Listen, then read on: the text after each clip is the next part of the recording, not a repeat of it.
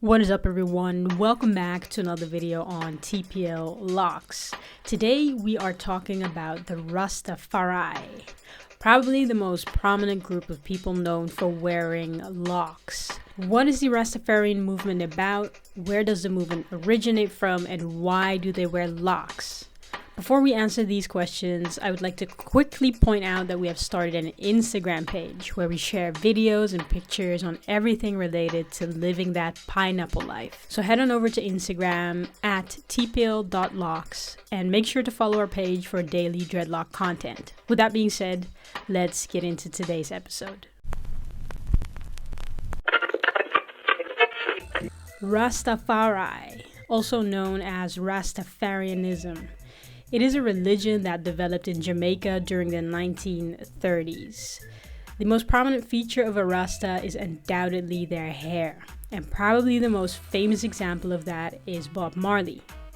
His hairstyle, and more importantly his music, is one of the many things that helped popularize Rastafarianism all over the world. The Rasta religion is a so-called Abrahamic religion, which is a descendant of Judaism of the ancient Israelites. But before we get into the religion, let's go back to where Rastafarianism originated. The 1930s in Jamaica. Slavery had been abolished for about 100 years. In 1830, they abolished slavery in Jamaica. But those of African descent were still being treated as second-class citizens. So in the 1930s, a growing number of people located in the Americas and Western Europe wished to be resettled in Africa. That idea was driven by two things. Firstly, a Christian preacher by the name of Edward Blyden. He began promoting African pride in Liberia. So he preached to preserve the African traditions, the customs, and the institutions. The second point has to do with the East African country Ethiopia. Since Ethiopia was mentioned in several biblical passages, a movement began emphasizing the special status of the nation.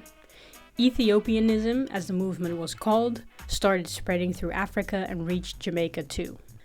And if we mention Ethiopia, we should mention Haile Selassie, the emperor of Ethiopia between 1930 and 1974. He was of central importance for the Rasta movement. Many Rastas consider him as the incarnation of Jah. Jah meaning the second coming of Jesus Christ.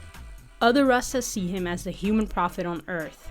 Now, this movement on the continent of Africa was looking for liberation from European colonial ruling, and that is exactly the wish that many inhabitants of Jamaica had.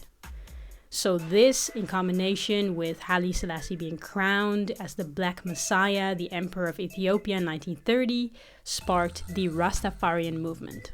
And of course, we shouldn't fail to mention Bob Marley in all of this. In the 60s and 70s, and even the beginning years of the 80s, he was the most influential person when it comes to the Rastafarian movement. Through his music, he was able to verbalize the many teachings of the Rasta movement.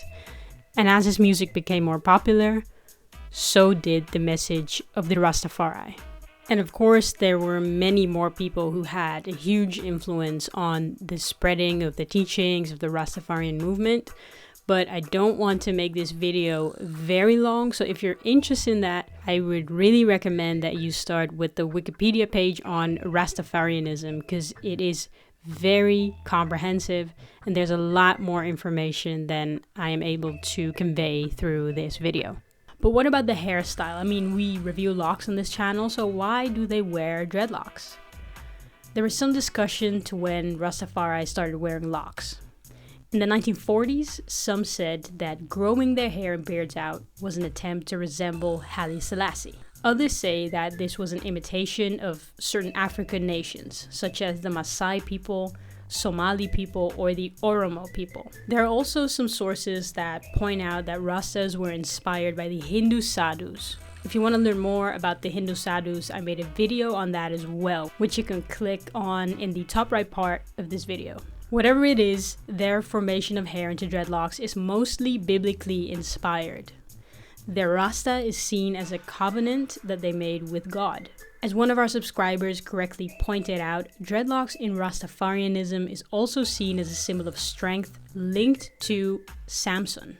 Samson, the biblical figure, meaning man of the sun, was a Nazarite, and he was given superhuman strengths. He was known for slaying a lion with his bare hands. However, if Samson's long hair was cut, his Nazarite vow of superhuman strength would be broken, leading to Samson losing his strengths. And when his enemies conspired against him and cut his locks, he did indeed lost all of his strengths until he grew his locks back. So you could say that wearing locks in Rastafarianism is not only a covenant with God, but also a sign and spiritual bond with strength. Alright, let's look at a few pictures of Rastafarians and their locks. Next to the biblical and spiritual reasons for wearing locks, the dreadlocks of the Rastafari also symbol the clear distinction between themselves as Rastas and non-Rastas. This is something we also saw in the video of the Hindu ascetic monks in India. As you can see here, the locks resemble a lion's mane, which is another link to Haile Selassie, who is also known as the conquering lion of Judah. And lastly, something that is still true today, the wearing of dreads is also a reflection of the Rasta idea of naturalness. This is something you also see with people who wear freeform dreadlocks but don't consider themselves Rasta. They do not only show it with hair, but Rastas also practice having a certain organic diet, they smoke cannabis, and they establish relationships between like-minded Rasta practitioners. If you enjoyed this video, make sure to give this video a big thumbs up as it helps out this channel tremendously, and don't forget to subscribe to catch the next episode. If you haven't already, head on over to our Instagram page and follow us there for daily lock content. With that being said, I see you in the next episode. Peace.